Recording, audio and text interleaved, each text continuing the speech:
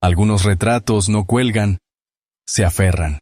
Incluso bajo el polvo de décadas, sus marcos parecen tensar la madera, como si una fuerza invisible los mantuviera unidos al muro que los condena. Así era el retrato de los Herrero, que aún hoy permanece en silencio dentro de la pequeña capilla abandonada a las afueras de Toledo. No hay luz que logre suavizar sus rostros. El vidrio que los cubre ha adquirido un velo opaco, como una neblina que respira desde adentro. El invierno de 1912 llegó al pueblo como una mortaja lenta. La nieve se depositó en los tejados, ahogando cada sonido, y la campana de la iglesia, esa que solo debía sonar para las misas, guardó un silencio tan perfecto que los ancianos del lugar comenzaron a creer que el bronce había muerto. Pero la noche del 14 de diciembre, justo cuando el reloj marcaba la medianoche, el sonido volvió, sin manos que lo tocaran. En la penumbra helada, algunos testigos aseguraron haber visto a la familia Herrero reunida frente al portón principal. Nadie sabe qué hacían allí, con los abrigos abiertos y las manos desnudas, como si no sintieran el frío. Lo extraño no fue que los vieran llegar, sino que nadie los vio irse. Al amanecer, el templo estaba vacío, excepto por un nuevo objeto en el altar. Era un lienzo enorme, apoyado contra la madera sagrada. Mostraba a los Herrero tal como fueron vistos esa noche, erguidos, inmóviles, y con una mirada tan fija que parecía atravesar el aire. Pero el detalle que heló a quienes se atrevieron a mirarlo más de un segundo fueron los ojos, abiertos más allá de lo natural, como si no pertenecieran a cuerpos vivos. No eran trazos de pintura. Tenían brillo propio, húmedo, inquietante. Con el tiempo, los bancos se cubrieron de polvo. Las ventanas se quebraron, y la capilla quedó sellada con maderos y clavos torcidos. Pero el retrato nunca fue retirado. A veces, algún forastero empuja la puerta y asegura que las figuras han cambiado de posición, o que en el cristal se refleja un fondo distinto al de la pintura. Nadie se queda mucho tiempo. El aire allí es demasiado denso, como si cada respiración robara algo que no regresa. En los archivos parroquiales, entre páginas rotas y márgenes ennegrecidos, hay un registro breve que aún puede leerse. Familia Herrero, última misa, retrato en el altar, no mover. La tinta parece más reciente que el resto del documento, como si alguien la hubiera renovado para que el mandato no se olvidara. Ahora, la campana está callada otra vez, pero no para siempre. Porque en Toledo se susurra que, cuando vuelva a sonar sin manos que la toquen, será la señal de que los Herrero regresan a reclamar lo que les pertenece. Pero antes de continuar, dime, ¿alguna vez sentiste que tu reflejo no seguía tus movimientos? Suscríbete. Y cuéntame qué rincón de tu infancia aún te observa en sueños. El frío de aquel invierno no se retiró con el amanecer, sino que pareció anclarse en las paredes mismas de la capilla, penetrando las piedras y el yeso con una humedad perpetua que olía a cera extinguida y a madera que había presenciado demasiados rezos rotos. Y fue en ese silencio helado donde comenzaron a surgir los primeros rumores sobre el origen del retrato, pues algunos afirmaban que no se trataba de una pintura encargada por orgullo familiar, ni de un homenaje piadoso, sino de una pieza nacida de un pacto sellado en la oscuridad, un encargo hecho no a un artista de carne y hueso, sino a una mano que jamás debió sostener un pincel y que trabajaba únicamente cuando el mundo dormía y el aliento de los vivos se confundía con el de los muertos. Así se explicaba que ningún vecino recordara haber visto jamás a un pintor entrar o salir del pueblo, ni carreta alguna transportando lienzo o marco, y que sin embargo, en el lugar más sagrado del templo, se encontrara de pronto esa imagen que parecía mirar incluso a través de los párpados cerrados del que intentaba ignorarla. El párroco de entonces, un hombre de fe férrea y voz grave que respondía al nombre de don Esteban, intentó en vano retirar el retrato durante las primeras semanas, pero cada intento fracasó con una violencia extraña. Las cuerdas que ataba alrededor del marco se deshilachaban en sus manos como si estuvieran hechas de humo, las herramientas se oxidaban al instante. Y en una ocasión, al tocar el borde dorado del marco, sintió un calor tan intenso que su piel se ampolló al momento, a pesar de que el resto de la iglesia permanecía helada. Fue entonces cuando decidió sellar la capilla, prohibir la entrada y archivar aquel breve mandato en los registros, convencido de que mantenerlo allí era menos peligroso que moverlo. Con el paso de los años, los caminos hacia el templo se llenaron de maleza, y los únicos que se aventuraban cerca eran niños inconscientes que, en su inocencia, jugaban a retar a la campana a sonar, ignorando que bajo sus pies, en el subsuelo húmedo de la iglesia, yacía un pasillo de piedra clausurado, donde se decía que la familia Herrero había sido velada una última vez, no en ataúdes, sino en posición erguida, frente a un caballete invisible para todos excepto para el autor del retrato. Así, la imagen permaneció, no como un adorno ni como un recuerdo, sino como un guardián que no duerme, y con cada invierno el aire en la capilla parecía más espeso, más difícil de respirar, como si el tiempo allí estuviera detenido en la noche exacta de su creación, una noche que, para la familia Herrero, nunca llegó a amanecer. En Toledo, las historias cambian de forma con cada boca que las susurra, pero la del retrato de los Herreros se mantuvo inquietantemente intacta, como si un mismo guión invisible obligara a todos a repetirla sin alterar una sola palabra, y eso, para quienes conocen el peso de las leyendas, es una señal inequívoca de que lo narrado no es invención, sino memoria enraizada en algo que aún respira, pues se cuenta que en la noche previa a la aparición del lienzo, el pueblo entero se vio envuelto en una bruma espesa que descendió desde los montes cercanos, cubriendo las casas, los caminos y los campos como un sudario, y que dentro de esa niebla no se escuchaba ni el ladrido de un perro, ni el repiqueteo de la lluvia, solo un golpeteo constante, pausado, como el de un martillo golpeando madera. Aunque nadie pudo encontrar el origen de ese sonido. Las familias cerraron ventanas y puertas, rezaron oraciones apresuradas y encendieron velas que se consumían demasiado rápido, como si algo invisible aspirara la cera derretida y la luz con desesperación, y al amanecer, cuando el sol apenas logró abrirse paso entre las nubes, la niebla se retiró con la misma lentitud con que había llegado, dejando tras de sí un silencio nuevo, un silencio en el que incluso los pájaros parecían rehusar alzar el vuelo, y fue entonces cuando algunos notaron que la campana de la iglesia estaba cubierta por una fina capa de escarcha, a pesar de que ninguna helada había tocado el resto del pueblo. Quienes se atrevieron a entrar en la capilla esa mañana juraron que el aire dentro era más frío que el exterior, y que al posar la vista sobre el altar sintieron una incomodidad visceral, un rechazo instintivo que obligaba a apartar la mirada, como si aquello que se encontraba allí no quisiera ser observado de manera directa, y sin embargo, todos lo miraron, y todos vieron lo mismo. El retrato, recién nacido,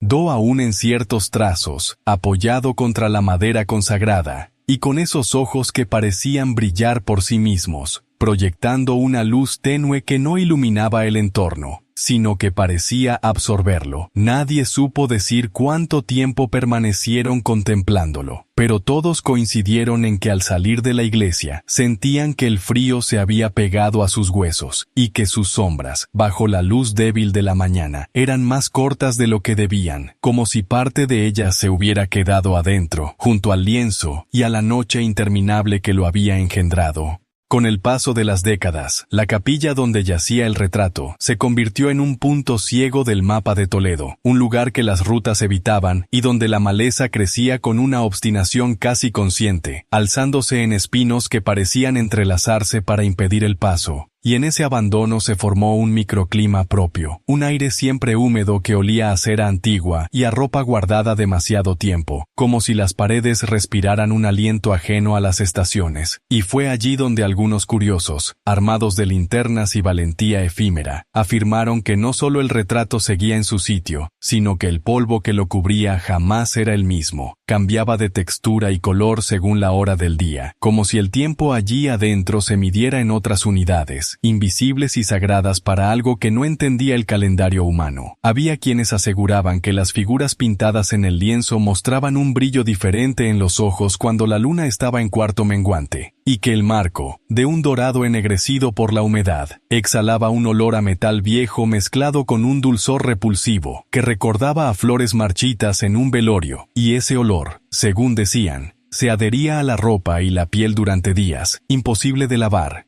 como una señal de que uno había permanecido demasiado cerca del secreto. En las noches más frías, los ancianos contaban historias de viajeros que habían intentado llevarse el cuadro para venderlo o destruirlo, y de cómo ninguno de ellos había logrado cruzar el umbral con el retrato en las manos, pues algo invisible les cortaba el aliento, nublaba su visión y hacía que el peso del marco aumentara hasta volverse insoportable, obligándolos a dejarlo caer con un estruendo que nunca despertaba ecos, como si el sonido se disolviera en un vacío que existía únicamente allí dentro. Una vez, según los relatos, un extranjero logró avanzar varios pasos fuera de la iglesia con el lienzo, pero al cruzar la verja de hierro, se desplomó sin vida, con los ojos abiertos y fijos en el cielo, y el retrato, intacto, apareció al día siguiente nuevamente apoyado contra el altar, sin que nadie pudiera explicar cómo había regresado. Las generaciones más jóvenes, criadas con advertencias susurradas en las cocinas, crecieron con la certeza de que la capilla no era solo un lugar maldito, sino una herida abierta en el tejido del pueblo. Un sitio donde la noche del 14 de diciembre de 1912 aún latía, lenta y venenosa, esperando a que alguien, por imprudencia o desesperación, rompiera el sello que mantenía su contenido enclaustrado, y esa certeza no se basaba únicamente en leyendas, sino en los cambios casi imperceptibles que algunos observaban en el lienzo cada vez que lograban verlo de cerca, cambios que no respondían al desgaste natural, sino a una evolución inversa, como si en lugar de envejecer, el retrato estuviera volviendo a su estado más reciente, rejuveneciendo hacia el momento exacto en que fue creado. Una noche que, para los Herrero, no terminó jamás.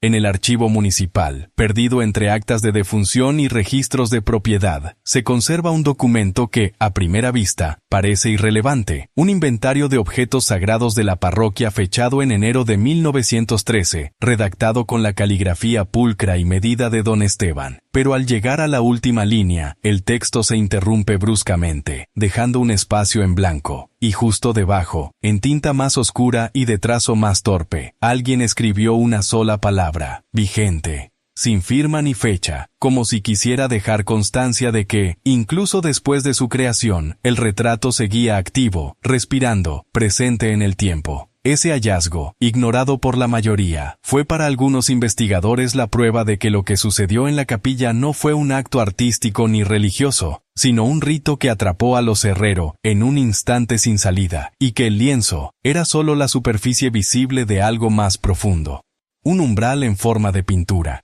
Quienes han estudiado el caso aseguran que la noche previa a la aparición del retrato coincide con varios testimonios sobre sueños colectivos, vecinos, que sin conocerse entre sí, describieron haber soñado con un salón amplio y sin ventanas, iluminado únicamente por velas negras, donde un caballete sostenía un lienzo en blanco, que latía como un corazón vivo, y frente a él, figuras sin rostro aplicaban pinceladas que no provenían de sus manos, sino de sombras más largas que sus propios cuerpos. Algunos despertaron con un dolor agudo en las sienes y una sensación de pérdida inexplicable, como si hubieran olvidado algo vital al abrir los ojos.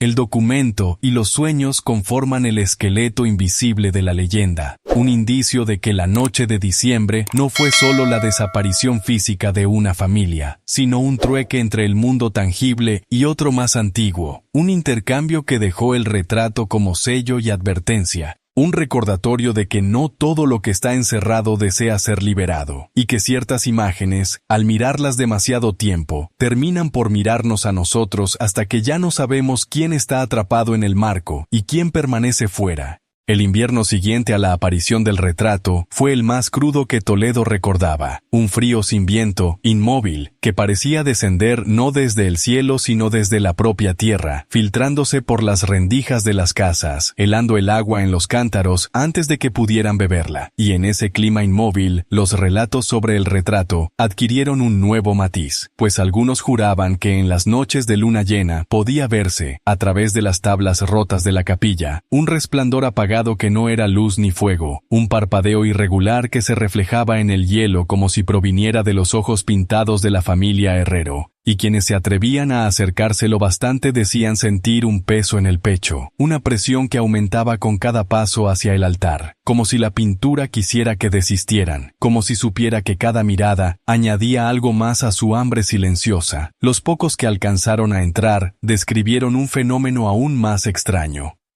El aire frente al retrato estaba más caliente que el resto de la iglesia, pero no era un calor reconfortante, sino sofocante, denso, como el aliento de algo que permanecía inmóvil pero vivo,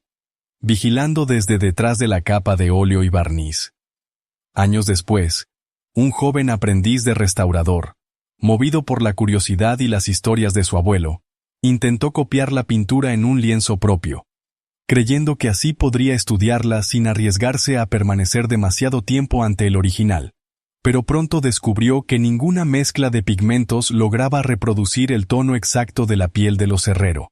un color que no era del todo humano, y que la mirada de los retratados, incluso en su boceto, parecía desplazarse ligeramente cuando apartaba los ojos, como si aún la copia tuviera una chispa de aquello que en el original se mantenía intacto. El muchacho abandonó el trabajo después de despertar varias noches con la sensación de que alguien estaba en su habitación, observándolo desde el rincón más oscuro, y al quemar la tela que había pintado, juró que el humo formó siluetas de manos abiertas, implorantes, que se desvanecieron lentamente en el aire frío. Con el tiempo, el retrato se convirtió en un símbolo no oficial del pueblo, un recordatorio involuntario que aparecía en las conversaciones cuando el clima se volvía extraño, o cuando la campana de la iglesia producía un eco más prolongado de lo normal, y aunque la mayoría evitaba mencionarlo directamente, todos sabían que su presencia seguía intacta detrás de la madera carcomida y la cerradura oxidada, protegiendo y a la vez conteniendo algo que no debía cruzar el umbral. Fue en una de esas temporadas de silencio tenso, cuando un anciano llamado Mauro, último sacristán que había visto a los Herrero con vida, confesó a un pariente lejano que lo más perturbador no era la expresión de los retratados, ni la imposibilidad de mover el lienzo, sino un detalle apenas visible para quien no lo buscara.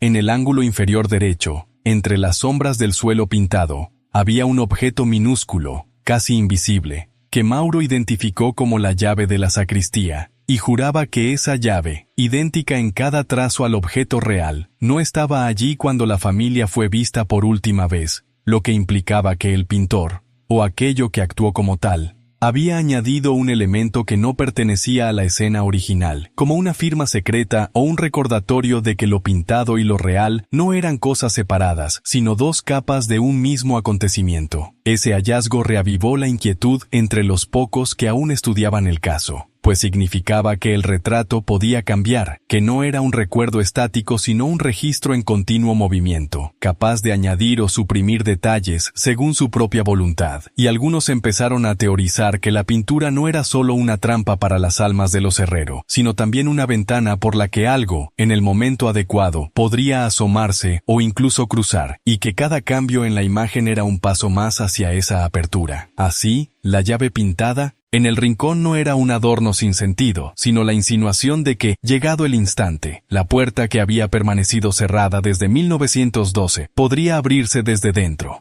En los inviernos más largos, cuando el hielo permanecía semanas enteras sobre las tejas y el río se cubría con una costra opaca que ni las piedras lograban quebrar, había quienes juraban que el retrato dentro de la capilla no solo seguía intacto, sino que, de algún modo, parecía más reciente, como si cada año que pasaba borrara el desgaste que la humedad y el tiempo deberían haber dejado, y así, en lugar de envejecer como toda obra humana, el lienzo retrocedía hacia un estado cada vez más puro, con los rostros de los Herrero definidos con una nitidez incómoda, como si acabaran de posar para el pintor, y esa anomalía, percibida solo por quienes habían visto la pintura en distintas épocas, despertaba en ellos una sensación de desplazamiento en el tiempo, la certeza de que al contemplarlo, uno no estaba observando un objeto del pasado, sino un instante que seguía ocurriendo, un momento detenido pero vivo que se resistía a quedar atrás. Esa impresión se hacía más intensa en las madrugadas de luna nueva, cuando el interior de la capilla se volvía una sombra sólida y el único elemento visible, incluso en la penumbra total, eran los ojos de los retratados, brillando con un reflejo que no provenía de ninguna fuente de luz externa, un brillo húmedo, casi respirante, que parecía aumentar o disminuir en respuesta a la cercanía de quien lo miraba, y que, según algunos, latía al mismo ritmo que el corazón del intruso, hasta que uno ya no sabía si era el propio pulso o el de la pintura lo que golpeaba en sus sienes. Hubo incluso un relato, recogido por un viajero que había escuchado la leyenda en una posada, sobre un hombre que se atrevió a tocar el vidrio que protegía el lienzo y sintió que no era liso ni frío, sino tibio y suave, como la piel humana, y que al retirar la mano descubrió en la yema de sus dedos una humedad oscura que, al secarse, dejó una mancha similar a sangre oxidada. Desde entonces, nadie volvió a acercarse tanto, y la capilla continuó siendo un lugar cerrado por costumbre, más que por prohibición formal, un vacío en el mapa donde el tiempo parecía plegarse sobre sí mismo, y donde, cada invierno, la noche que nunca amaneció, se insinuaba un poco más cerca, como si aguardara el momento en que alguien, por error o por desafío, permaneciera frente al retrato el tiempo suficiente para que las figuras al otro lado del cristal dejaran de ser pintura, y recordaran que alguna vez fueron carne, y que la carne, cuando se le da la oportunidad, siempre busca volver a sentir el aire frío y pesado de un mundo que ya no les pertenece. En una ocasión, muchos años después de que la leyenda del retrato se hubiera convertido en un murmullo constante entre las generaciones del pueblo, un grupo de obreros fue enviado a limpiar y reforzar el muro exterior de la capilla, pues una tormenta había derribado parte del tejado, y el agua filtrada amenazaba con desmoronar la estructura, y aunque se les advirtió que no debían entrar, que su labor se limitaba a la piedra, y no al interior, uno de ellos, movido por esa curiosidad que florece en quienes no creen en las advertencias hasta que es demasiado tarde, forzó la puerta secundaria, oxidada y casi oculta por la hiedra, y lo que encontró al cruzar el umbral no fue la penumbra habitual de un lugar abandonado, sino una oscuridad espesa, tangible, que parecía absorber el sonido de sus propios pasos. Y en medio de esa ausencia total de eco, el único elemento visible, como suspendido en un espacio que no obedecía a las mismas leyes que el resto del templo, era el retrato de la familia Herrero, apoyado todavía contra el altar, sin una mota de polvo sobre su superficie, con colores tan vivos que parecían pintados esa misma mañana, y con los ojos de cada figura alineados de un modo tan perfecto hacia él, que sintió una punzada física en el estómago, como si esas miradas ejercieran un peso real sobre su cuerpo. Al intentar retroceder, el obrero notó que el suelo bajo sus pies ya no era de piedra sino de una madera blanda, húmeda, que crujía con un ritmo que no correspondía a sus pasos, un crujido pausado, como una respiración contenida, y que al girarse para buscar la salida, la puerta no estaba donde debería, sino que en su lugar se extendía un muro liso, cubierto por las mismas sombras que parecían emanar del lienzo, y comprendió, demasiado tarde, que el interior de la capilla no era un espacio fijo, que su disposición podía cambiar a voluntad de aquello que la habitaba,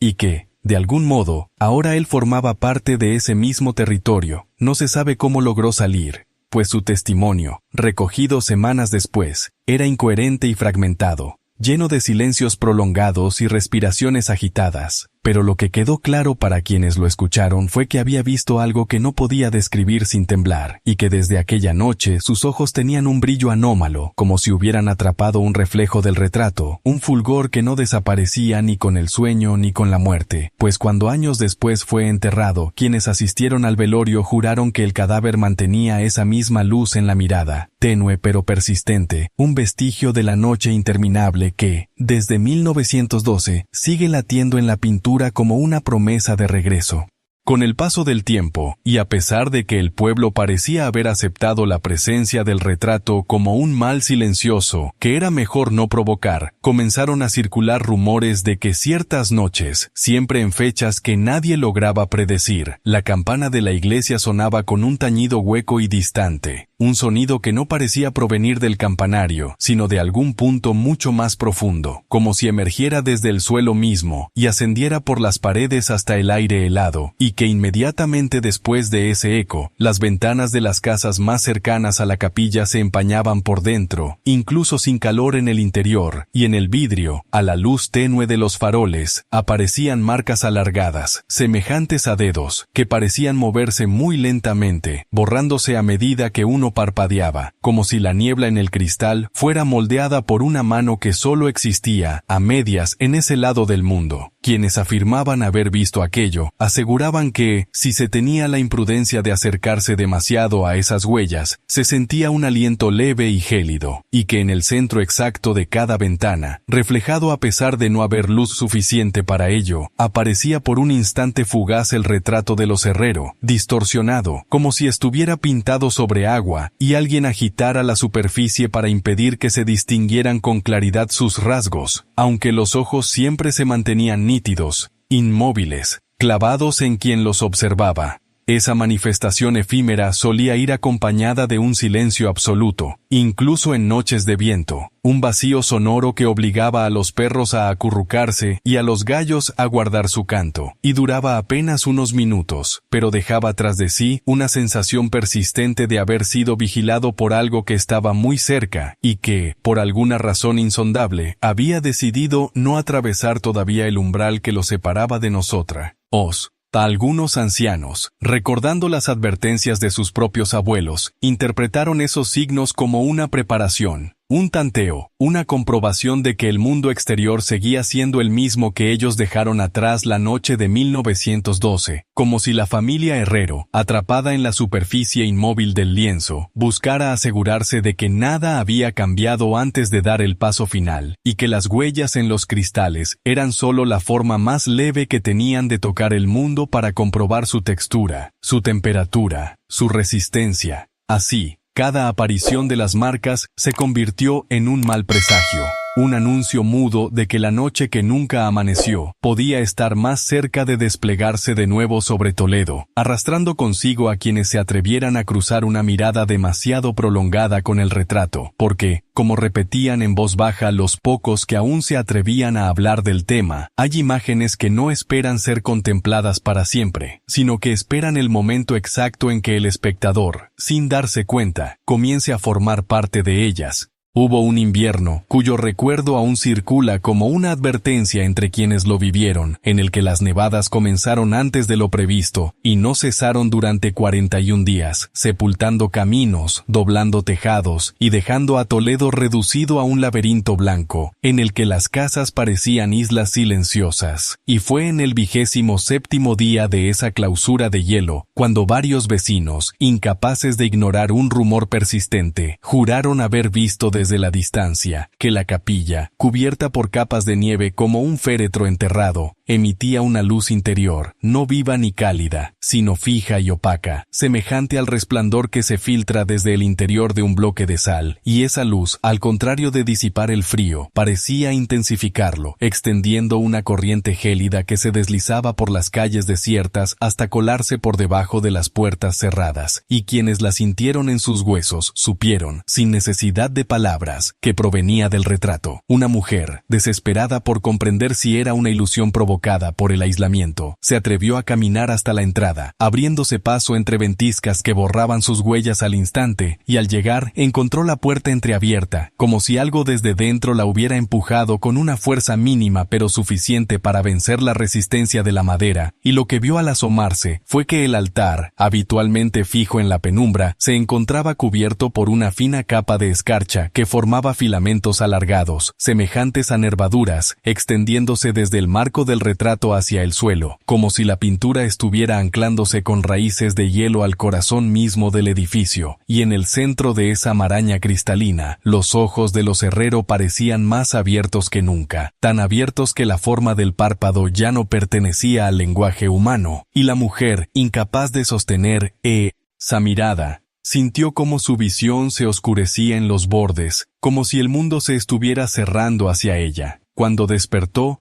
yacía en el umbral con la nieve acumulándose sobre su cuerpo, y el interior de la capilla estaba otra vez sumido en la oscuridad. sin rastro de escarcha ni de luz, pero con una huella innegable. En las palmas de sus manos, marcadas en rojo como quemaduras inversas, había formas que parecían ser los contornos de dedos, demasiados para pertenecer a una sola mano humana. Impresiones profundas que permanecieron en su piel durante semanas, resistiéndose al paso del tiempo, como si quisieran recordar constantemente que alguien, o algo, del otro lado del lienzo, había intentado sujetarla, y que, quizás, la próxima vez, no se conformaría con un contacto fugaz, porque la noche que no amaneció no es una historia que se mantenga quieta en el pasado, sino un pulso latente que se expande lentamente, buscando la grieta exacta por la que volver a derramarse sobre el mundo. Con el correr de los años, mientras la capilla se hundía más en el abrazo de la hiedra y la piedra se agrietaba bajo el peso de los inviernos, hubo quienes comenzaron a notar un cambio casi imperceptible en la disposición de las figuras dentro del retrato, como si los Herrero, inmovilizados durante décadas en la misma postura, hubieran encontrado la manera de alterar, apenas unos milímetros por vez, la posición de sus manos o la inclinación de sus cabezas, y aunque a simple vista la imagen seguía siendo la misma, aquellos que la estudiaban con detenimiento advertían que la distancia entre los cuerpos se reducía, que los hombros parecían rozarse con más fuerza, que los dedos antes relajados ahora se tensaban en un gesto que no podía interpretarse como mera casualidad pictórica, y que los rostros, sin perder su semblante inicial, parecían contener un matiz nuevo, una expectativa silenciosa, como si aguardaran algo o a alguien con una paciencia que no pertenecía a este mundo.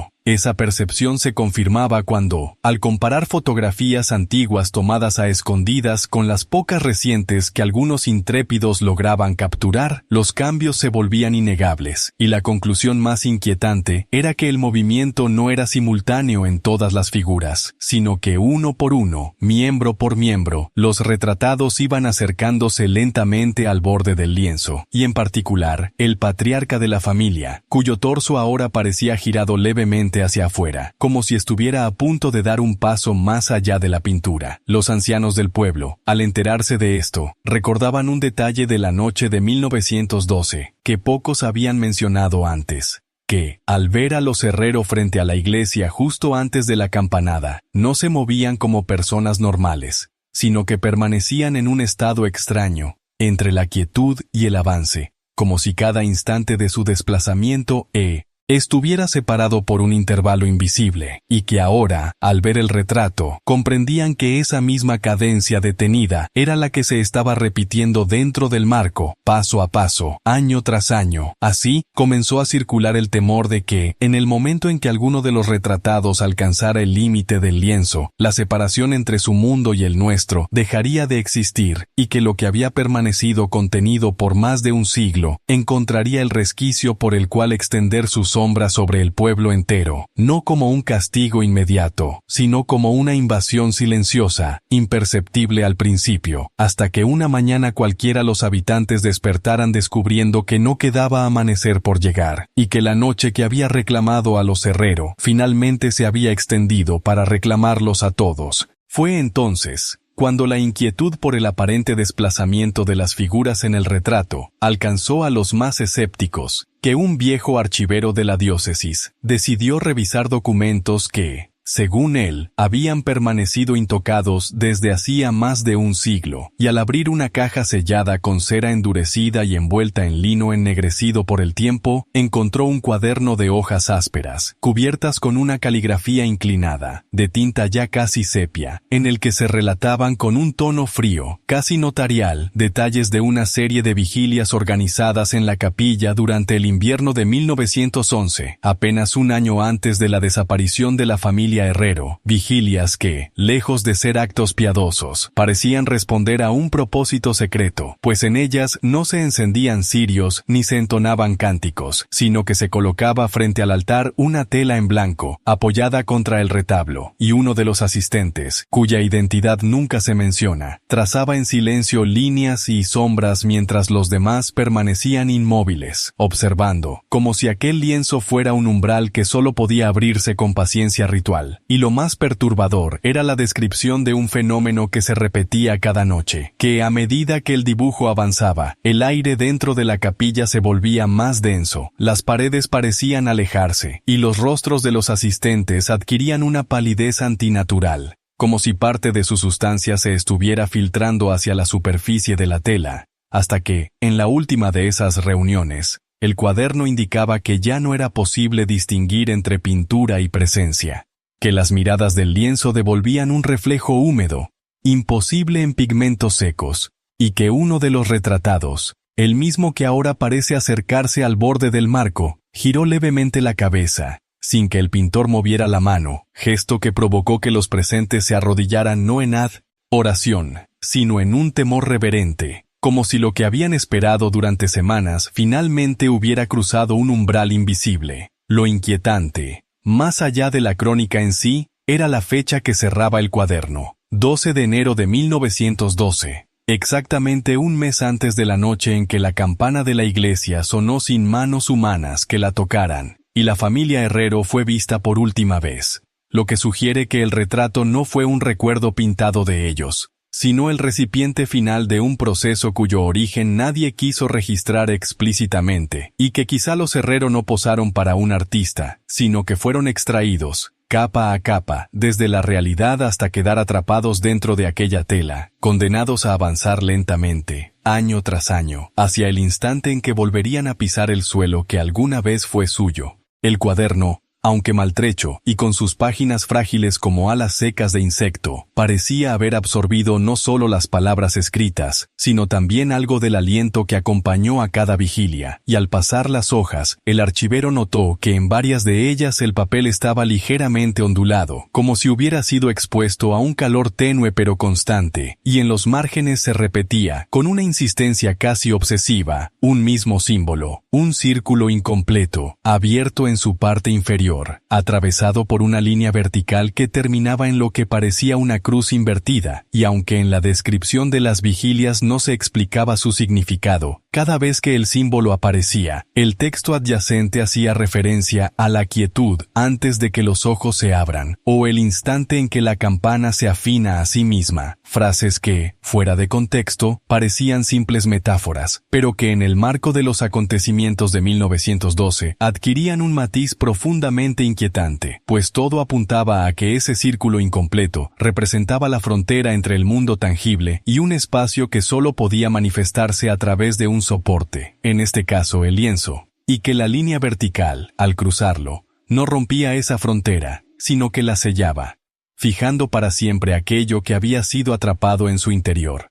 Y a medida que el archivero leía, comprendía que las vigilias no buscaban invocar a nada, sino impedir que algo que ya estaba presente se escapara, como si el retrato hubiera sido, desde el primer trazo, una prisión deliberadamente diseñada para contener una presencia que no pertenecía por completo a la tierra de los vivos ni al reposo de los muertos. Sin embargo, el último pasaje del cuaderno contradecía esa idea, pues mencionaba que el marco no debe sellarse hasta que los rostros se inclinen al unísono, y que el pintor, al percibir ese gesto, debía dejar incompleta una de las esquinas para permitir un regreso ordenado, frase cuya ambigüedad solo aumentaba la sospecha de que el destino de la familia Herrero no fue ser encerrada, sino preservada, como una semilla que aguarda bajo tierra hasta que la estación adecuada la llame a florecer. Y lo que más estremeció al archivero no fue esta interpretación, sino el hecho de que, al comparar la descripción de los rostros en el cuaderno con la imagen del retrato que colgaba ahora en el altar, notó una diferencia sutil pero inequívoca. Uno de los miembros de la familia, un niño de no más de 8 años, no aparecía en las páginas escritas, como si su figura hubiera surgido en el lienzo mucho después de la última vigilia, plantando así la duda de que el retrato no solo atrapara, sino que también pudiera engendrar presencias que nunca habían existido en la realidad.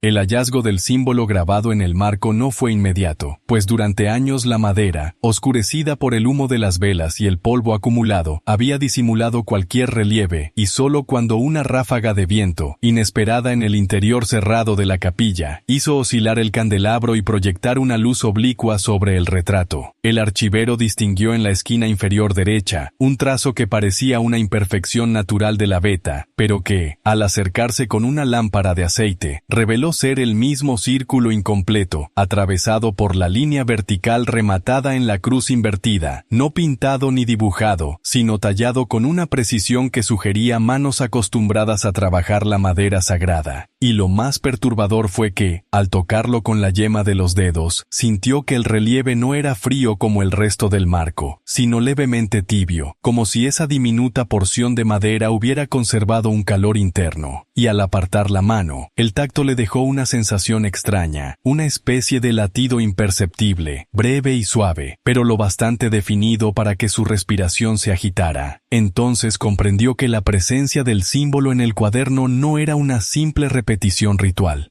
sino un recordatorio de que ese signo debía formar parte material de la obra, quizá como llave o cerrojo, y que al estar grabado en un punto tan bajo, casi invisible para quien no supiera buscarlo, respondía a un deseo deliberado de ocultar su existencia a ojos profanos. Y en ese instante recordó el pasaje del cuaderno que mencionaba que el marco no debía sellarse hasta que los rostros se inclinaran al unísono, lo que lo llevó a preguntarse si el tallado había sido la acción final antes de colgar el retrato en su lugar definitivo, sellando así la frontera entre lo que estaba dentro y lo que estaba fuera. Sin embargo, lo que verdaderamente heló su ánimo fue notar que el relieve del símbolo no estaba solo, pues al seguir con la mirada el perímetro del marco, descubrió, en cada una de las esquinas, pequeñas variaciones del mismo signo, como si 4 sellos hubieran sido dispuestos para apuntalar una estructura invisible, y que cada uno de ellos, al contrario del primero, estaba perfectamente frío, muerto al tacto, como si el calor se concentrara únicamente en el grabado que permanecía incompleto, reforzando la sospecha de que aquel punto no había terminado de cerrarse, como si aguardara un gesto, una señal, para activar lo que había sido interrumpido. Fue entonces cuando el archivero entendió que el símbolo no solo representaba una frontera, sino también un umbral, y que aquel calor persistente no era un residuo de manos antiguas, sino la advertencia viva de que algo, o alguien, aún se movía dentro del lienzo, con la paciencia de quien sabe que el tiempo, en su mundo, no transcurre de la misma manera que en el nuestro.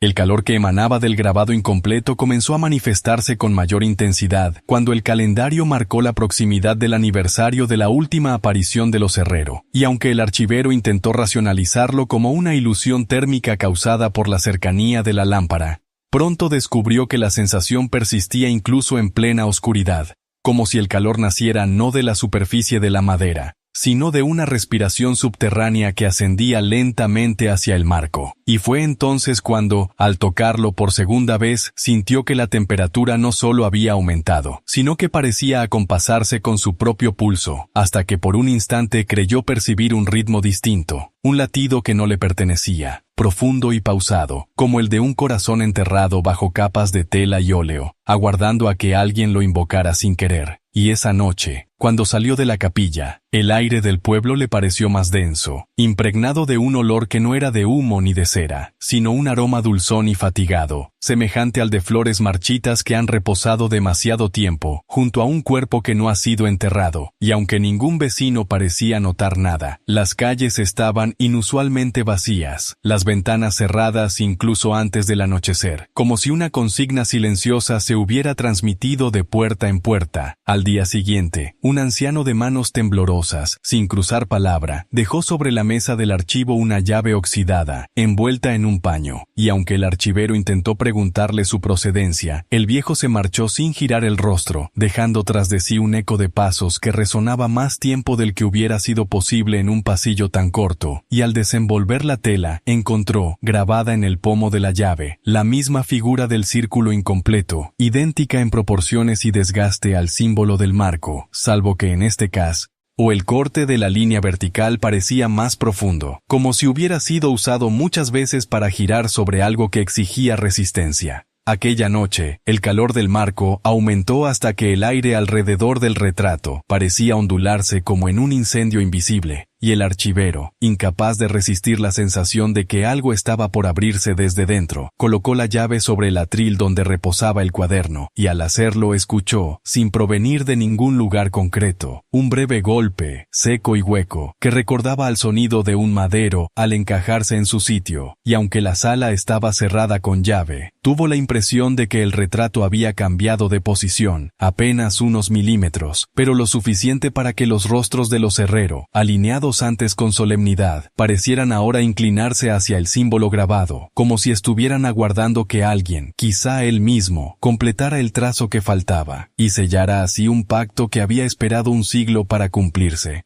Cuando la inclinación de los rostros en el retrato se volvió lo bastante evidente como para que no pudiera atribuirse a un simple desajuste del marco, la reacción del pueblo no se manifestó en gritos ni en corrillos escandalizados, sino en un silencio aún más profundo que el que ya imperaba desde hacía semanas, un silencio de respiraciones contenidas y miradas huidizas que evitaban cruzarse con la del archivero, como si cada vecino hubiera comprendido, sin que nadie pronunciara palabra, que mirar de frente a aquel retrato era reconocer que el tiempo de los Herrero no había concluido, y que cualquier intento por ignorar su regreso solo los haría más pacientes, más decididos a culminar aquello que dejaron inconcluso. En la plaza, las campanas permanecían inmóviles, pero algunos juraban haber oído, durante la madrugada, un tañido único, grave y solitario, tan prolongado que parecía atravesar las paredes y posarse en el pecho de quien lo escuchaba, provocando un temblor que no nacía del frío, y aunque no hubo testigos visibles, al amanecer, el portón de la iglesia estaba entreabierto, como si hubiera cedido ante una fuerza que no necesitó forzar cerraduras, y el interior,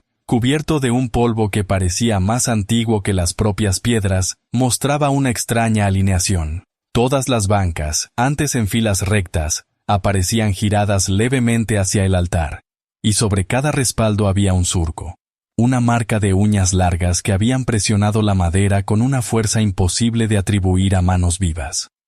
El archivero, que entró con la llave oxidada aún en el bolsillo, se acercó al altar y vio que el retrato no estaba colgado, sino apoyado en la mesa sagrada, como si hubiera sido llevado allí para una ceremonia interrumpida, y aunque el lienzo parecía el mismo, notó que el calor del marco había disminuido, reemplazado por una frialdad húmeda que le erizó la piel y le recordó la sensación de abrir una tumba sellada. Los ojos de la familia, fijos en un punto que no coincidía con su posición, parecían enfocados en algo que se extendía detrás de él, más allá de las puertas y de la luz débil que filtraban los vitrales rotos, y cuando giró para buscar ese punto invisible, tuvo la certeza de que, por un instante, la penumbra del templo había crecido como una marea silenciosa, cubriendo más espacio del que la sombra podía ocupar por sí sola. Esa misma noche, en las casas más cercanas a la iglesia, algunos vecinos encontraron sus relojes detenidos a la misma hora, las 11:59, y las velas que ardían en pequeños altares domésticos se apagaron todas al mismo tiempo, dejando un humo espeso que formó espirales ascendentes, semejantes a la línea que faltaba en el círculo grabado en la llave, y al amanecer el retrato volvió a estar colgado en su sitio original, aunque ahora la inclinación de las cabezas era más pronunciada, como si la familia entera hubiera dado un paso hacia adelante, acortando la distancia que los separaba del mundo que una vez abandonaron.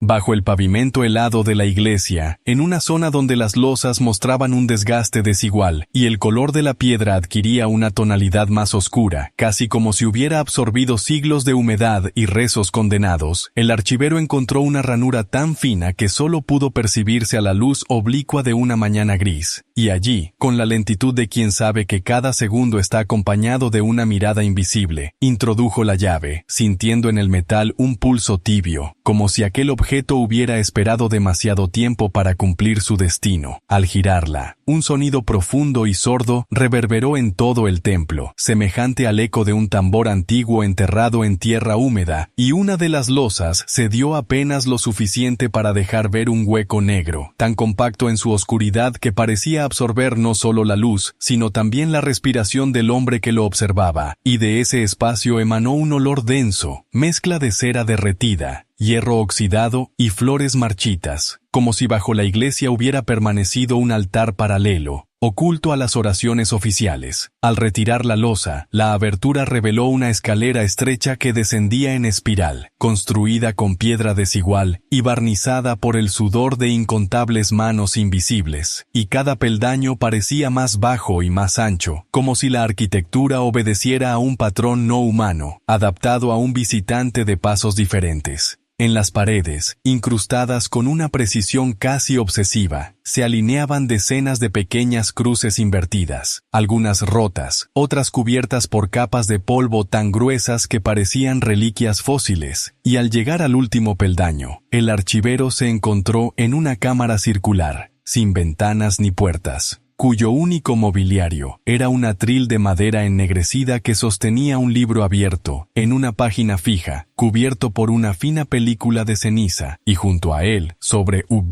paño de lino amarillento, reposaba un retrato idéntico al de la familia Herrero, pero con una variación que heló la sangre del intruso.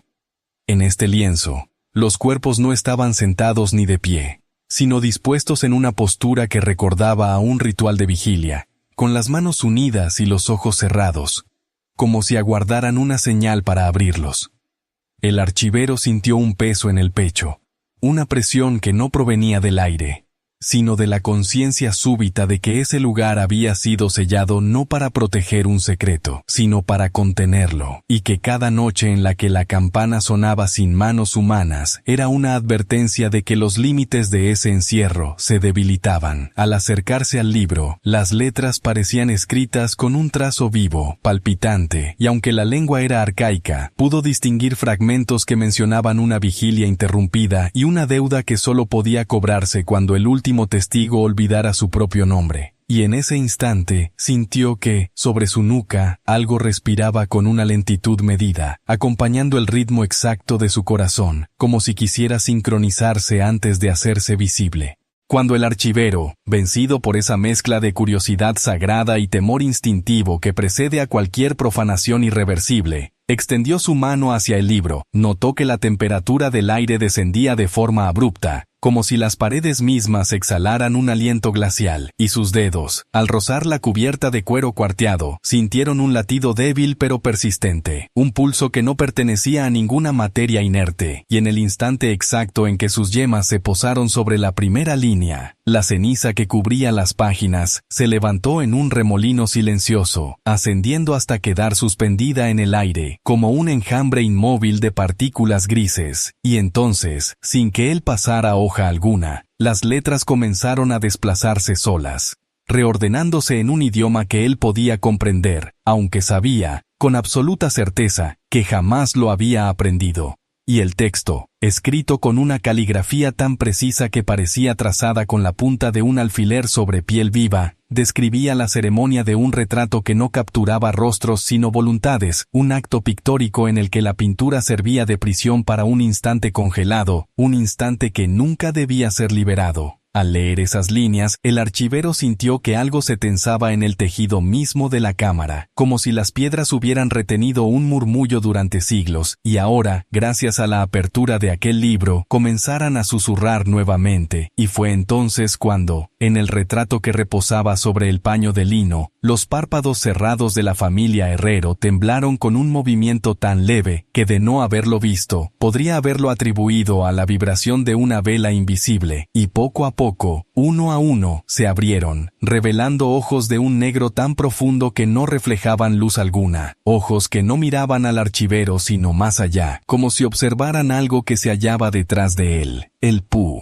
El su en la cubierta del libro se intensificó, y las paredes de la cámara comenzaron a exudar humedad, formando líneas oscuras que descendían como lágrimas antiguas, y fue entonces cuando comprendió, con un terror absoluto, que aquel retrato no era una réplica sino el original, que el cuadro expuesto en el altar de la iglesia no era más que un eco, un señuelo destinado a distraer a quienes buscaban la verdad, y que aquí, en esta penumbra sellada, la familia aguardaba, paciente, el momento en que un vivo les devolviera la palabra. Una gota de ese sudor pétreo cayó sobre la tela, justo en el espacio vacío entre las manos unidas de los Herrero, y el archivero juraría que vio cómo la pintura absorbía el líquido, hinchándose levemente, como si respirara, y en ese instante, la campana de la iglesia sonó una sola vez, grave y sostenida, pese a que la cuerda y el badajo llevaban años encadenados, y el eco, en vez de ascender hacia la nave superior, descendió por la escalera en espiral, y se concentró en la cámara, envolviendo al archivero en un sonido tan denso, que le impidió distinguir si aún seguía respirando por voluntad propia, o si el ritmo de su pecho obedecía ahora a los ojos que lo miraban desde la pintura. Fue entonces, en la densidad inquebrantable de ese silencio que sucede al tañido de una campana invisible, cuando el aire de la cámara comenzó a adquirir un espesor irrespirable, como si cada partícula de polvo hubiera sido reemplazada por un residuo de cera y carbón, y el archivero, con el corazón golpeando a un ritmo que no podía reclamar como propio, observó cómo los contornos del retrato temblaban en un movimiento casi líquido, como si la pintura estuviera siendo agitada desde dentro por algo que deseaba salir, y las figuras de la familia Herrero, aún inmóviles en sus sillas de madera tallada, parecían sufrir un desplazamiento imperceptible, un leve adelanto de postura, apenas unos milímetros, pero suficiente para quebrar la certeza de que aquella imagen seguía siendo plana, y en ese desplazamiento se abrió una grieta mínima en la tela, un hilo oscuro que no revelaba el lienzo subyacente, sino un vacío absoluto. Un espacio más negro que la propia sombra, y de esa hendidura emergió un aroma inconfundible a madera antigua y flores marchitas, un olor que pertenecía a habitaciones clausuradas desde hacía generaciones. El archivero retrocedió un paso, aunque el suelo bajo sus pies parecía inclinarse hacia el cuadro, como si toda la cámara fuera un embudo destinado a precipitarlo en su centro, y en ese instante, el primer sonido llegó, no desde la estancia, sino desde la propia pintura.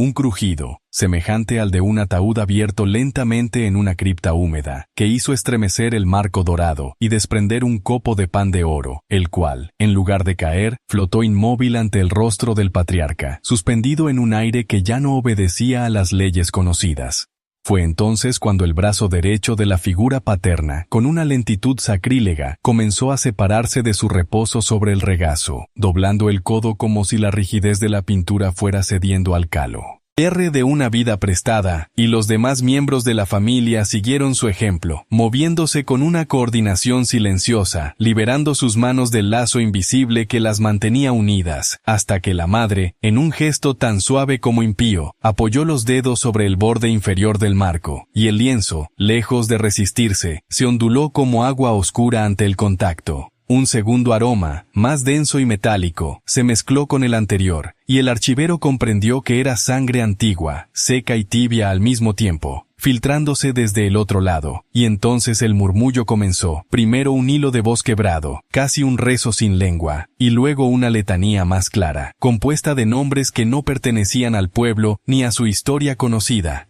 pero que, al ser pronunciados, provocaban que las lágrimas de humedad en las paredes se desplazaran en dirección al retrato, como si fueran atraídas por una sed que nada terrenal podía saciar. Las figuras, aún atrapadas hasta la cintura en el lienzo, se inclinaban hacia afuera, proyectando sombras imposibles que no coincidían con la dirección de la luz. Y cuando el patriarca abrió por fin la boca, no salió sonido alguno, pero el archivero sintió en lo profundo de su pecho una voz que no pasaba por el oído, una voz que ordenaba, sin margen de interpretación, que él debía ocupar el lugar vacío que se insinuaba al extremo derecho de la pintura, un espacio donde la penumbra ya comenzaba a dibujar la silueta de un hombre con su misma altura y sus mismos hombros, como si el retrato lo hubiera estado esperando desde antes de su nacimiento. La resistencia, si acaso puede llamarse así al temblor de un cuerpo que es empujado por fuerzas que no respetan el pulso ni la voluntad,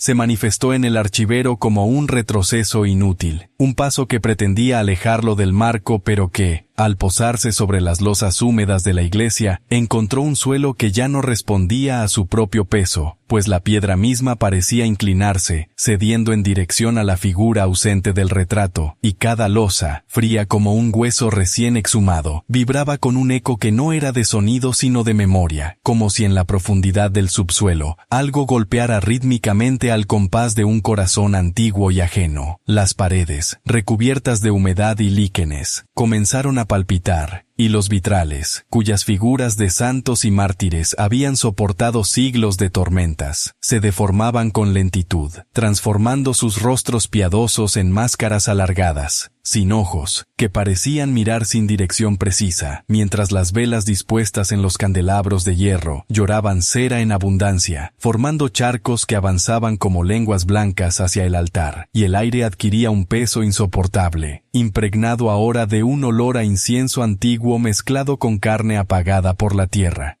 El archivero intentó fijar la mirada en cualquier otro objeto, en los bancos desgastados o en las columnas que sostenían la bóveda, pero descubrió que todas las líneas arquitectónicas de la nave convergían de manera imposible hacia el retrato, como si la geometría de aquel lugar hubiera sido alterada en un instante, plegándose en un único punto que reclamaba su centro. Y en ese centro, los herreros seguían emergiendo, ya hasta la altura del pecho, con un realismo que hacía imposible recordar que habían estado alguna vez encerrados en óleo y pigmento, pues ahora su piel mostraba el matiz enfermo de quienes han permanecido demasiado tiempo sin luz natural. Y sus manos, huesudas y largas, tanteaban el borde como ciegos que aprenden el relieve de un objeto.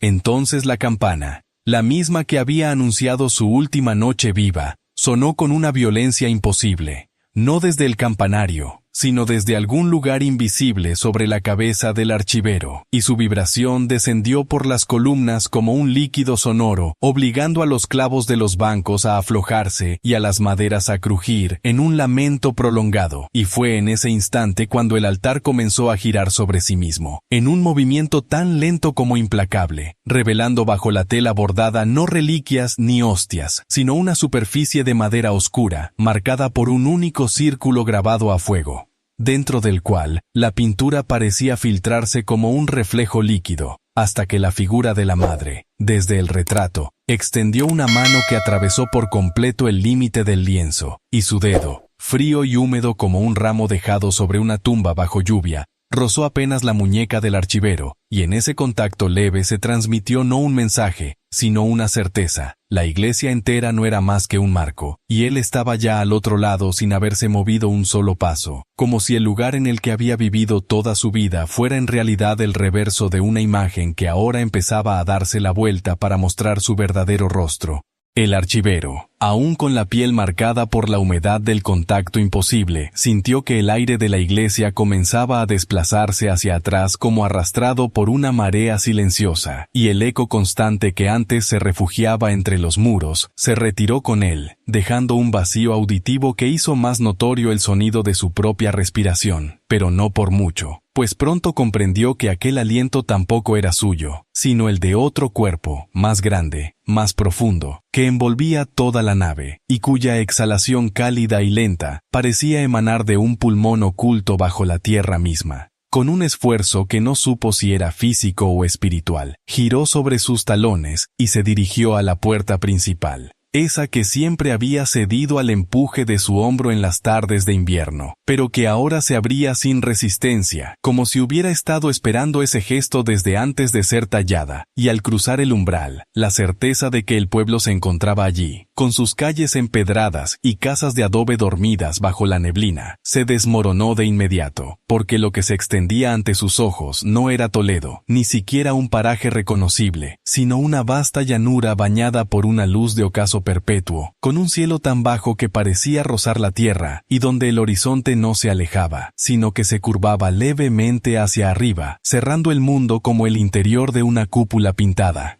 En ese firmamento, los colores eran idénticos a los que había visto en el retrato de los Herrero, las mismas pinceladas anchas y difusas que imitaban un atardecer, pero ahora no como artificio, sino como atmósfera viva, con un viento espeso que arrastraba olor a lino viejo y barniz, y a lo lejos, sobre una colina suave, se erguía la casa de la familia, idéntica a como aparecía en la pintura, con sus contraventanas cerradas y el tejado cubierto de un musgo que caía como mantos, y de su chimen,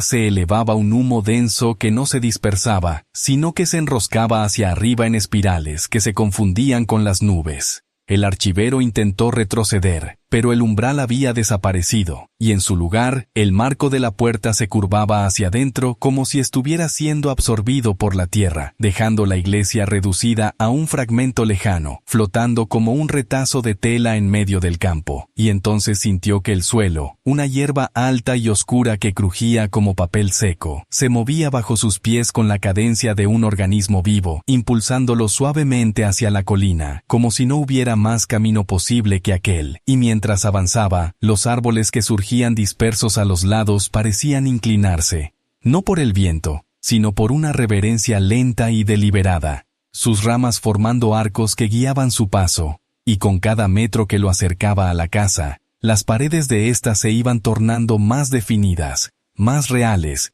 mientras una tenue luz comenzaba a encenderse en una de las ventanas, pulsando con el mismo ritmo que aquella respiración profunda que lo había acompañado desde el interior de la iglesia, como si la casa misma inhalara y exhalara, esperando que él llegara para cerrar un ciclo que nunca debió ser abierto. El archivero, atrapado en aquella llanura imposible donde la luz de ocaso parecía inmortal, siguió avanzando hacia la casa de los Herrero, sin poder resistirse al pulso invisible que lo empujaba, y con cada paso sentía cómo el suelo blando, cubierto por una hierba oscura y húmeda, absorbía el peso de sus pies como si quisiera conservar su huella para siempre, y a medida que se acercaba, el humo de la chimenea dejaba de ser una columna única y comenzaba a dividirse en múltiples hilos finos, serpenteantes, que se deslizaban hacia el cielo pero que también caían hacia el suelo, enroscándose alrededor de sus tobillos con la suavidad de una tela húmeda, impregnando su ropa con un olor agrio, mezcla de cera vieja y aceite de linaza, idéntico al que desprendían los retratos antiguos guardados en sacristías olvidadas. Al llegar al pie de la colina, notó que la pendiente no era tan natural como parecía desde lejos, sino que estaba formada por una acumulación de tierra seca, huesos de animales y fragmentos de vidrio empolvado, como si todo aquello hubiera sido arrastrado durante años hacia un mismo punto por un viento obstinado, y al posar la mano sobre uno de esos vidrios, descubrió que no era simple cristal, sino un trozo curvado y translúcido de lo que parecía ser un ojo pintado, una sección diminuta de un retrato que, al contacto con su piel, dejó escapar un destello húmedo, como si hubiera parpadeado. Con un esfuerzo silencioso subió la cuesta, sintiendo que cada paso no lo acercaba tanto a la casa como a algo más profundo, como si la colina fuera el lomo de una criatura inmóvil que dormía bajo la pintura de ese paisaje. Y cuando por fin alcanzó la puerta principal, se encontró con que estaba entreabierta, y de su interior emanaba una penumbra cálida que no se comportaba como la oscuridad común, pues parecía fluir hacia afuera en corrientes lentas, como si fuera un líquido, espeso que buscaba adherirse a cualquier superficie que tocara. Traspasó el umbral, y lo primero que percibió no fue la vista, sino el sonido. Un golpeteo rítmico, profundo, que resonaba en la madera del suelo, y que coincidía con el pulso que había sentido desde la iglesia, y en la sala principal, iluminada apenas por una lámpara de aceite suspendida del techo, encontró las paredes cubiertas por docenas de retratos, todos enmarcados con molduras oscuras y gruesas, todos con rostros que parecían reconocerlo, y todos con los mismos ojos vidriosos que lo seguían al moverse. Sin embargo, en el centro de la habitación, sobre un caballete cubierto con una tela de lino, se erguía un lienzo aún fresco, el pigmento brillando como si hubiera sido aplicado minutos antes, y aunque la tela lo cubría casi por completo, un extremo descolgado dejaba ver una mano pintada, delicada y rígida, cuya piel parecía estar hecha de la misma luz de ocaso que reinaba afuera, y fue entonces, al dar un paso más, cuando comprendió que ese retrato no estaba terminado, porque el espacio que quedaba en el lienzo parecía esperar su propio rostro.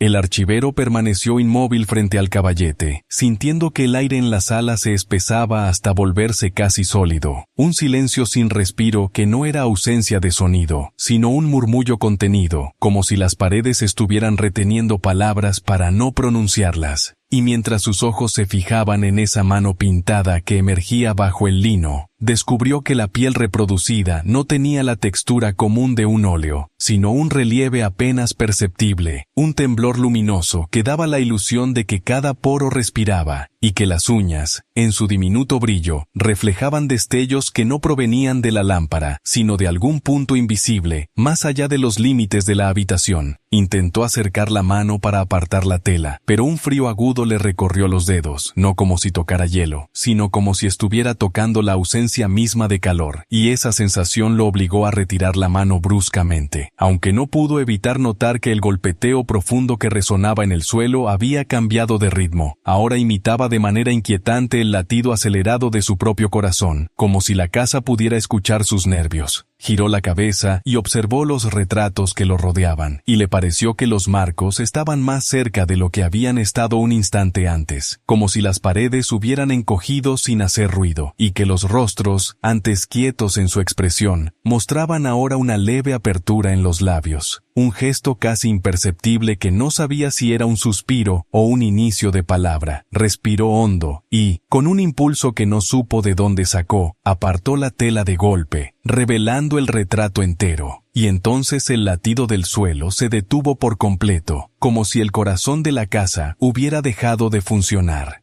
En el lienzo, bajo una pincelada de luz crepuscular que parecía filtrarse desde un sol que no existía, estaba representada la sala misma, donde él se encontraba, con cada retrato, cada mueble y cada sombra en su lugar exacto, pero en el centro de la pintura, de pie frente al caballete, estaba él, idéntico, vestido con la misma ropa, con la misma inclinación de hombros, y sosteniendo en sus manos una tela que cubría un lienzo. Y en ese lienzo, dentro del lienzo, había otra escena, más pequeña, donde nuevamente él se veía revelando otra pintura, en una secuencia que se repetía hacia adentro como un eco visual que se perdía en lo infinito, y lo que más le heló la sangre fue que, en cada repetición, su rostro estaba más pálido, más hundido, con los ojos cada vez más abiertos, hasta que en las últimas versiones apenas visibles, lo que miraba desde el lienzo ya no parecía él, sino algo que lo había sustituido, con una piel tan tensa que parecía a punto de romperse, y con una mirada fija que no parpadeaba ni siquiera en el instante en que el archivero, en el mundo real, sintió que algo se movía justo detrás de él.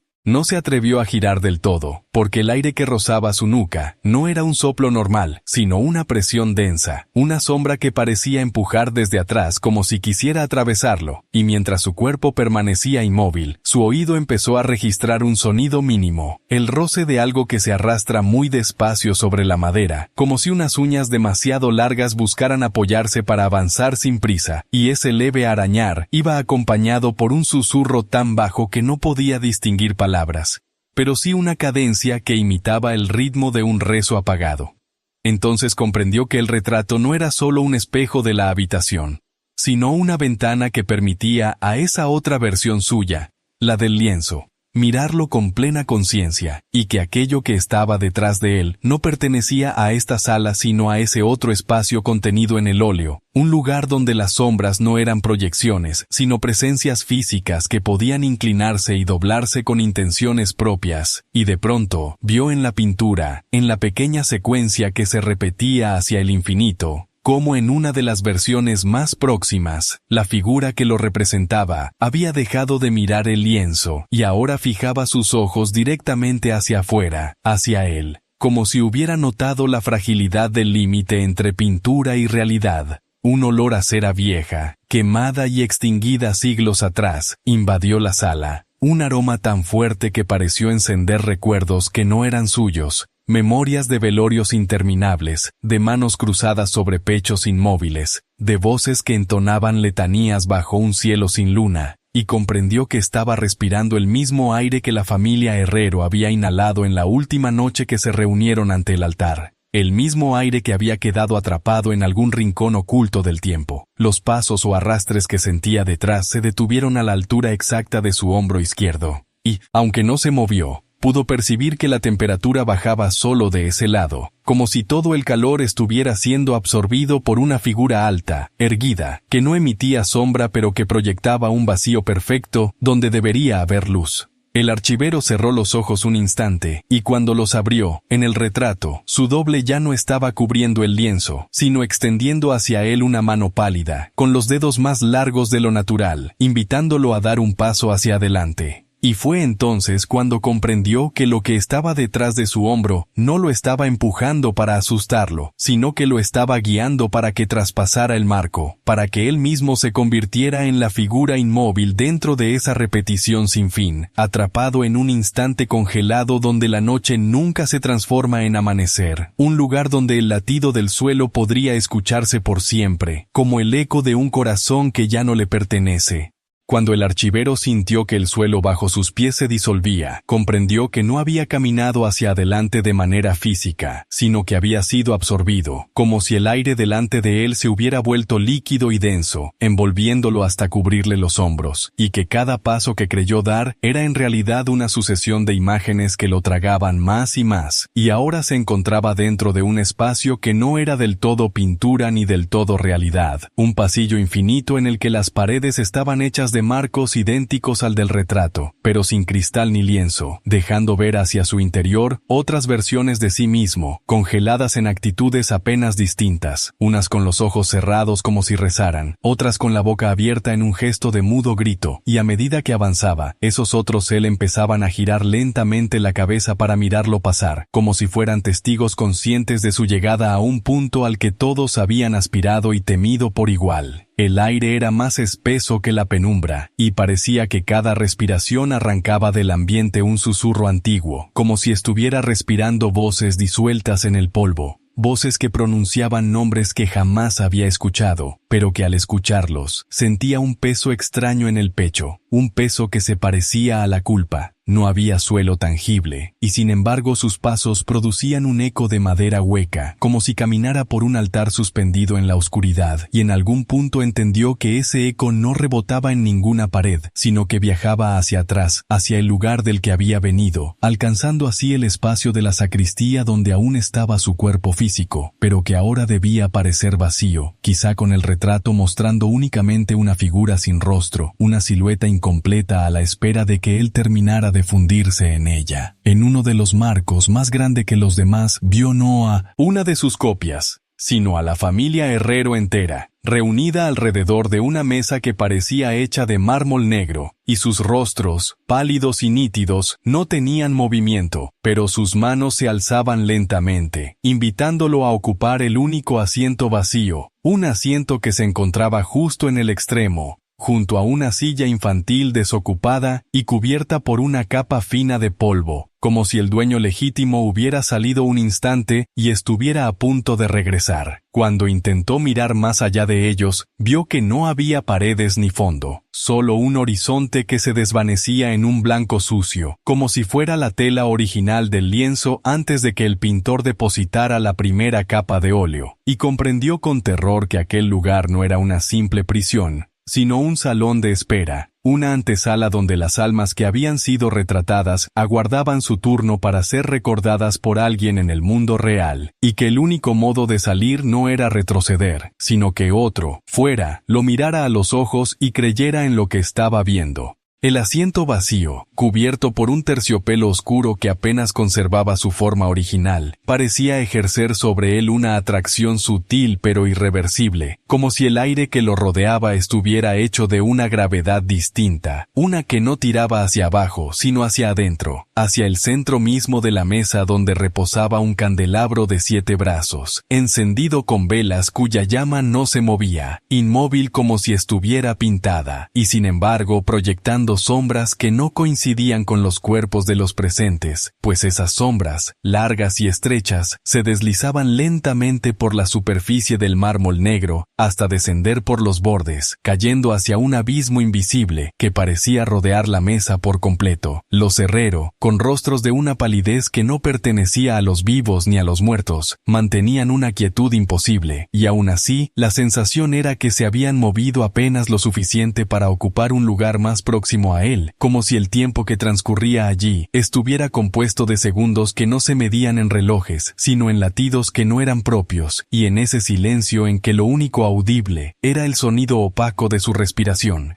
Se dio cuenta de que la silla infantil junto a la suya no estaba realmente desocupada, sino que en su superficie había una hendidura, una marca de presión, como si un cuerpo invisible estuviera sentado, y de ese espacio, cada cierto instante, ascendía un vapor fino y frío, similar al que emana del aliento en invierno, pero más denso, casi tangible, y que parecía querer dibujar una silueta que nunca llegaba a completarse. Comprendió que esa ausencia era más peligrosa que cualquier presencia, porque lo que no se ve, en aquel lugar, estaba siempre esperando el instante en que alguien lo reconociera, y al hacerlo, lo trajera de nuevo al mundo. Y supo también que ese era el papel de cada nuevo invitado, llenar el Asien. Vacío con su propia existencia, para que la figura invisible pudiera ocupar el suyo afuera, en la realidad, y así continuar una cadena que quizá llevaba siglos ejecutándose, oculta en las paredes de iglesias, en sótanos de casas que ya no existen, en lienzos que han cambiado de dueño tantas veces que su origen se ha borrado como un nombre escrito en agua, y mientras intentaba apartar la vista del terciopelo oscuro, vio que el candelabro comenzaba a gotear cera no sobre la mesa, sino sobre un espejo circular que había debajo, incrustado en el mármol, y en ese espejo, donde esperaba ver su propio reflejo, solo encontró la imagen de una puerta entreabierta, en un pasillo que no reconocía, pero que sabía que estaba en alguna parte de Toledo, esperando que alguien la atravesara en la noche en que la campana sonara sola, como lo había hecho aquella vez en 1912, marcando el instante exacto en que una familia entera se sentó a cenar, y nunca volvió a levantarse. La puerta que se reflejaba en el espejo incrustado en la mesa no era, como podría parecer a simple vista, una puerta de madera común, sino un umbral cargado de un silencio que parecía absorber todo sonido cercano, como si incluso el leve crujido de las velas inmóviles fuera tragado por esa penumbra. Y sus bisagras, apenas visibles por el destello irregular que emitía la luz del candelabro, estaban cubiertas de una pátina verdosa que no correspondía al óxido de este mundo, sino a un sedimento más antiguo, uno que recordaba al moho que crece sobre reliquias que han permanecido demasiado tiempo bajo tierra. Detrás de ella no había un pasillo claro, sino un corredor que parecía extenderse más allá de las proporciones lógicas del espacio, estrecho y alto como un tubo de órgano, revestido por paneles oscuros que absorbían la luz en lugar de reflejarla, y en ese corredor, en lugar de aire, se percibía un espesor denso, como si se respirara dentro de un relicario sellado, con un aroma que mezclaba incienso viejo, cera consumida y algo más profundo, semejante al perfume de flores que solo crecen en cementerios olvidados. El narrador, atrapado por esa visión, comprendió que aquel corredor no existía físicamente en la sala, sino únicamente en el espejo, pero que la atracción que ejercía sobre él era tan real como el frío que le recorría la espina dorsal, y a medida que la imagen se aclaraba, comenzó a distinguir que en las paredes laterales, a intervalos regulares, había pequeños marcos dorados, idénticos a los que contenían miniaturas religiosas en capillas privadas, pero en lugar de santos o vírgenes, cada marco sostenía un fragmento de un rostro, como si el retrato de una persona hubiera sido cuidadosamente cortado en piezas y repartido a lo largo del pasillo, de manera que, al avanzar, uno pudiera ir reconstruyendo con la mirada la totalidad de aquel semblante desconocido, hasta que, al final del corredor, donde la penumbra se volvía casi líquida, se vislumbraba una figura sentada, inmóvil, con la cabeza inclinada hacia un lado como si estuviera escuchando un susurro inaudible. Sin embargo, lo que más perturbaba era que, al intentar apartar la vista del espejo, el narrador descubrió que el reflejo no le obedecía, y que su imagen permanecía inclinada hacia adelante, observando fijamente la puerta y dando un paso hacia ella, incluso cuando él se echaba hacia atrás, y esa desobediencia del reflejo le reveló que quizá ya no era dueño de su posición en el mundo, que parte de sí había cruzado un límite invisible sin que lo notara, y que ahora había un equilibrio inestable entre el cuerpo que permanecía en la mesa y la sombra que avanzaba dentro del espejo, acercándose a la figura del final, que lentamente levantaba el rostro, revelando unos ojos que no brillaban con luz, sino con la oscuridad más concentrada que se pudiera imaginar, y que parecían reconocerlo con una familiaridad que le heló el alma.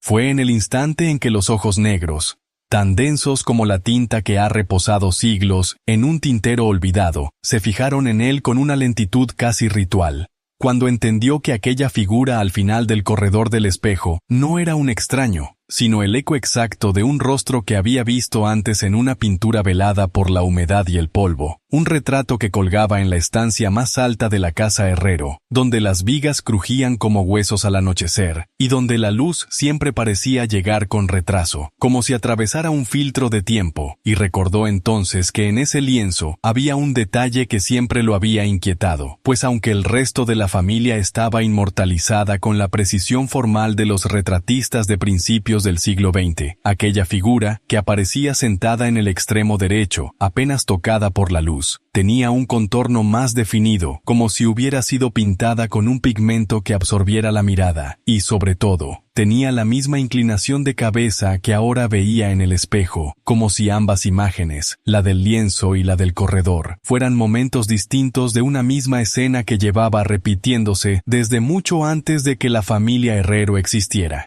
Y fue entonces, con una claridad que le resultó insoportable, cuando comprendió el origen maldito de aquel retrato. No se trataba de una obra encargada por vanidad o costumbre, sino de un pacto silencioso entre los vivos y una presencia antigua, una que no pertenecía a los cementerios ni a las leyendas locales, sino a algo más vasto, un espíritu o sombra que exigía ser retratado en cada generación, ocupando siempre el mismo lugar en la composición, y que, con el tiempo, no solo se limitaba a aparecer, sino que se alimentaba lentamente de las figuras que lo rodeaban, borrando sus rasgos, robándoles el brillo de los ojos, hasta que las demás presencias en el cuadro se convertían en figuras huecas, sin expresión, simples marionetas pintadas, y esa figura central, cada vez más definida, pasaba del lienzo a la memoria de la casa, de la memoria a los espejos, y de los espejos a la carne. Entendió también que la noche que nunca amaneció, esa que le daba título a todo, no era una fecha específica, sino un estado perpetuo, un bucle en el que la familia quedaba atrapada cuando la figura cruzaba el umbral del cuadro hacia el mundo, condenándolos a permanecer sentados eternamente en una cena sin final, con velas que no se apagan y una puerta que nunca termina de abrirse, y que ahora, al mirarlo desde el otro lado del espejo, aquella figura lo invitaba a ocupar su lugar en el lienzo, a convertirse en la nueva sombra que algún día sería encontrada por otro incauto, que como él, se sentaría frente al asiento vacío, creyendo que solo era parte del decorado, hasta que sintiera, demasiado tarde, la mirada fija de unos ojos que nunca dejan de buscar. No sabría decir en qué momento el latido de su corazón comenzó a acompasarse con el parpadeo de las velas, ni en qué instante dejó de sentir la presión del suelo bajo sus pies, y empezó, en cambio, a percibir un extraño tirón en el pecho, como si un hilo invisible lo arrastrara desde detrás del esternón hacia el interior del espejo, y aunque su instinto le gritaba que se apartara, que rompiera el cristal con las manos, o que cerrara los ojos para no ver más, comprendió que ya no controlaba el reflejo que lo imitaba desde el otro lado, pues esa imagen, que aún se mantenía inclinada hacia la figura sentada al final del corredor, ya no respondía a sus movimientos, sino que parecía obedecer a una voluntad distinta, una que no conocía la piedad ni el tiempo, y que ahora lo llamaba con una voz sin sonido, una voz hecha de recuerdos y de sueños en los que el pasillo se repetía una y otra vez, siempre igual, siempre más largo. Fue entonces cuando la figura del fondo comenzó a levantarse, y aunque el movimiento fue tan lento que cada pequeño gesto parecía durar una eternidad, sintió que el espacio entre ellos se acortaba con cada pestañeo, hasta que los ojos negros volvieron a encontrarlo, y en esa mirada no había furia ni compasión, sino la certidumbre de quien recibe a alguien esperado desde hace mucho. Quiso retroceder, pero la silla en la que estaba sentado pareció clavarse al suelo, y la madera crujió como si fuera parte de un ritual antiguo que no podía interrumpirse, y las paredes, tanto del corredor como de la habitación real, comenzaron a encogerse, reduciendo el espacio a una única línea recta entre él y aquella sombra, que ya no parecía un retrato ni un reflejo, sino un cuerpo tangible, con un olor a cera derretida y a tela vieja que se filtraba hasta este lado. No recordaba haber parpadeado cuando sintió el frío del pasillo envolverle las manos, y el espejo dejó de ese. Era una superficie para convertirse en un umbral líquido y oscuro, como la superficie de un lago sin estrellas, y cruzarlo fue tan inevitable como caer dormido sin darse cuenta, de modo que la última imagen que retuvo antes de que todo cambiara fue la de las velas apagándose todas al mismo tiempo, dejando la sala en una oscuridad perfecta. Después, cuando volvió a abrir los ojos, se encontró sentado en el extremo derecho de una mesa inmensa, con rostros difusos mirándolo desde la penumbra, y frente a él, un joven con expresión confundida ocupaba el asiento donde antes él se había sentado, mirando con recelo el retrato que presidía la sala. Entendió entonces que la noche que nunca amaneció no era más que la repetición infinita de ese instante, un ciclo que se alimentaba de curiosos y herederos, y que ahora él, inmortalizado en óleo y sombra, sería quien esperara, paciente, a que otro cruce el umbral,